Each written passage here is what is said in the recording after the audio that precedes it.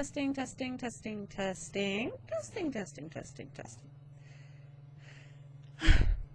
Well, I'm just going to come out and halfway say it. I've been amused since, I don't know, a while now, that I hemmed and hawed for going on 2 years, if not more, on who I was going to vote for. And finally decided who I was going to vote for.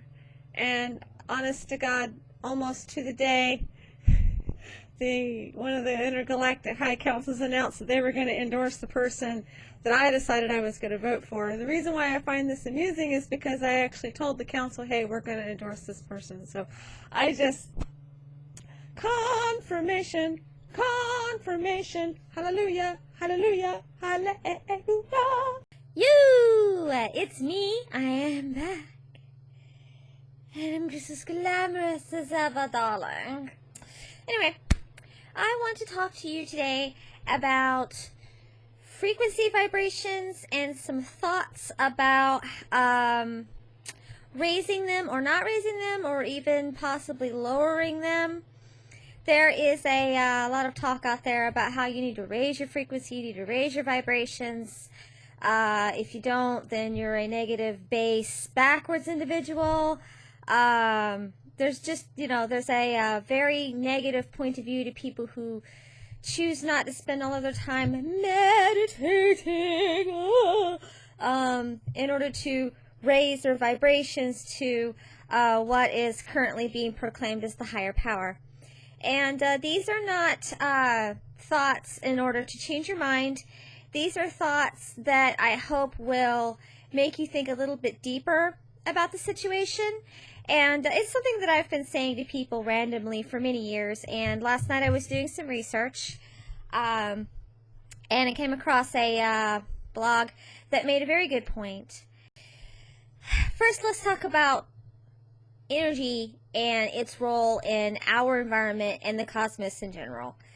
Everything, literally everything, is made from energy, and I do mean everything. Different layers of the cosmos, from the layer that I am sitting to you now, to the layer upward, to the layer downward, all of it, everything is energy.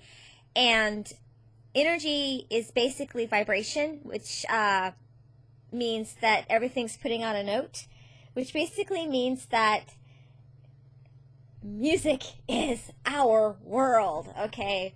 We are living in music. We are music, and that's how I see it. But the basic is everything is energy, and so people are talking about raising their vibration and lowering their vibration, or going up or down. And there is a big push to raise your vibration and go to a certain frequency. Basically, let's say that your personal note, which I've always thought of as a soul signature, but your personal note is a very low tone, a very low, to use the musical scale, a low G. And there's a big push that we should push up to be higher, which means they want you to stop singing at bass, and they encourage you to sing a little bit higher, let's say up in the soprano range, breaking glass with your voice range. And if you sing at a low note, and you are a low note, there is this thought that low notes are bad. So sopranos are good, and bass tones are bad, and that's the general paradigm that's being pushed around right now. I don't agree with this, even though certain things are as they are. I don't agree with this because, first off, it's passing judgment on someone. Okay, first off, you're passing judgment on me because I'm an alto, which is a middle range, and you feel that I should be singing soprano or high soprano, which is way up there, and I don't. And I don't feel like trying to change myself so that I do. And so that makes me and people like me somehow either backwards, like the Neanderthals of the spiritual world, or bad. You're judging me. But when you look at a song in general, a song like the song Hallelujah, if you don't know the song Hallelujah, look it up, and there's a lot of la la la la la la la la soprano parts that are very beautiful. But the reason why they're beautiful is because if you pay attention, there are some altos that's going hallelujah.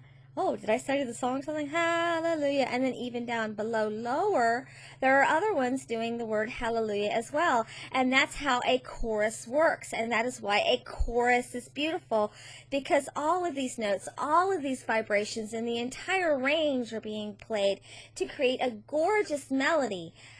That song isn't bad, even though it has low notes. And by my example, it just shows you that just because you are a low frequency or you meet somebody who happens to vibrate on a low frequency, it doesn't make them bad. It just makes them different. And that's it. And mixed together, that's really, really good. But that's how I see it. And I know that they're saying that we need to raise our frequency for the cosmic shifts. We need to all be sopranos for this big change that's coming. To continue with the metaphor, raising our personal note to a higher note changes us to the way, not the way we want to be changed, but the way something else wants us to be changed.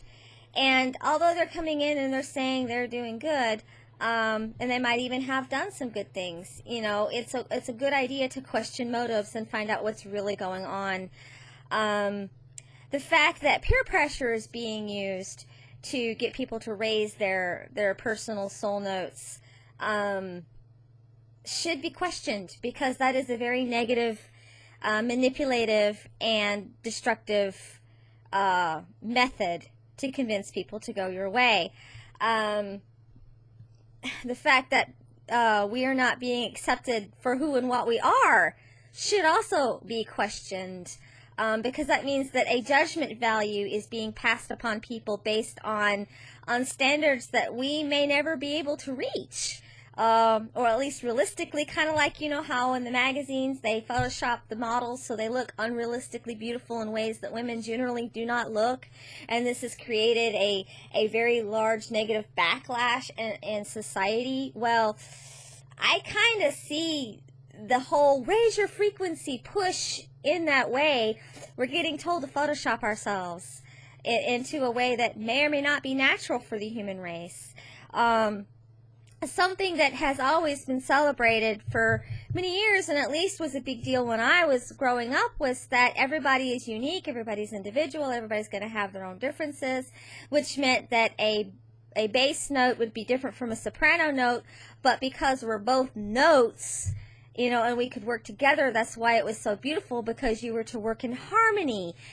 Another thing is, that what always gives me pause on the whole raising my frequency and changing myself is that dream vision I had many, many, many moons ago, about how whenever a human soul is harvested to become a battery in a ship, they must first be tweaked, changed in their vibration, you know.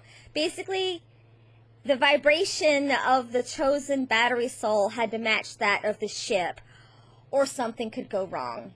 And there is a not spoken of much lately, which I find kind of odd, almost as if it's suppressed knowledge, that human souls are also considered batteries. I mean, after all, the human body is a container, and humans are cultivated like a crop and even harvested on occasion. There's many legends about that.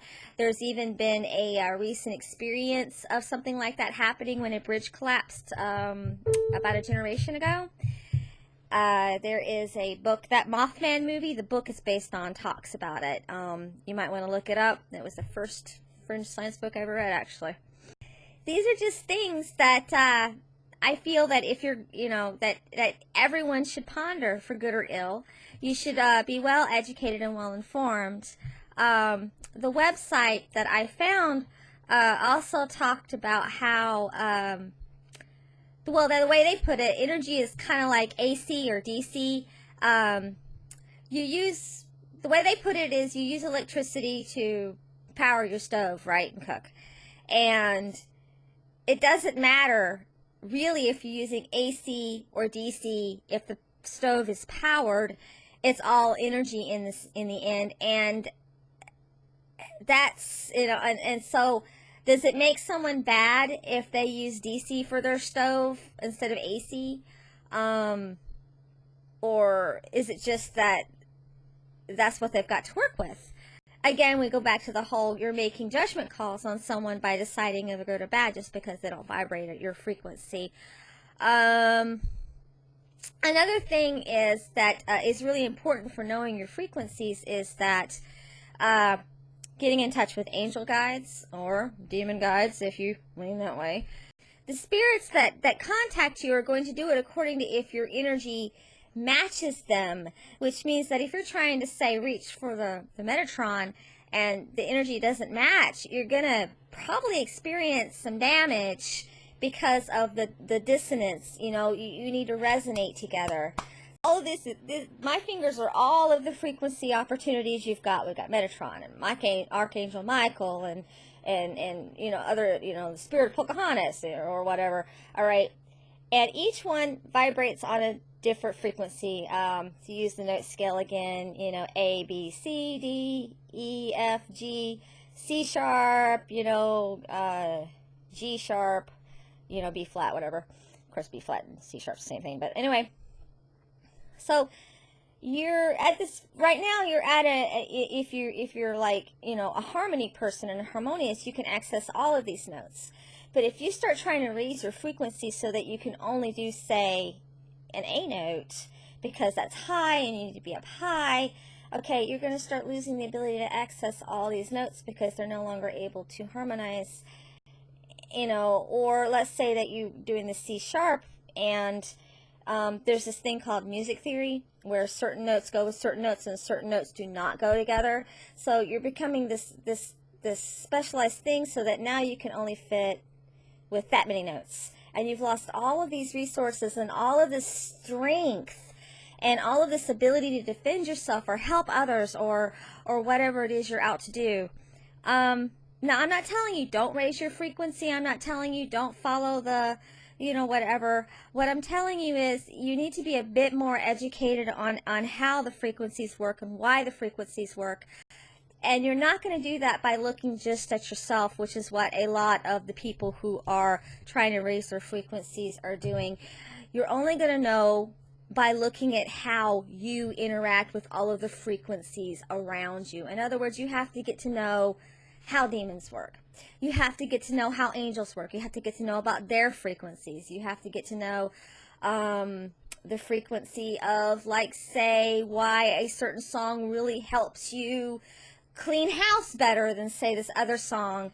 And it, you know, and it's odd that this song helps you clean house better because it's actually a sad song. These are all things that, you know, it comes to the concept of a mirror. In order to understand how you work, you need to look at your mirror self. And I don't mean actually at yourself. You're actually looking at a reflection of you. You're not going to find those reflections by looking just at you and going, well, I need to raise my frequency. I need to come over so I can ascend. You need to look at how you reflect in other things' eyes. And I don't know how, I've never really been very good at describing this, so I've botched it. So I'm going to stop here. These are, you know, I'm just going to sum up with, these are just some thoughts that I feel that people are not covering, and they really do need to look at them. Confirmation! Confirmation! To end this on a bad pun, I have a final note on the matter. And this is something that I have never had confirmed, but it's just something I know. I don't even know where I got it from. I just kind of always known it. One reason why human beings are considered unique in the galaxy, and we're considered unique. We're actually coveted as slaves in some places for our talents. But one talent about us that has always been highly prized is that we are a unique species in how we sing, or even in some cases that we sing, period. You could probably call us the songbirds of the galaxy. In order to be a singing genius, you need to be able to harmonize. And that's just a final note on the matter. Bye.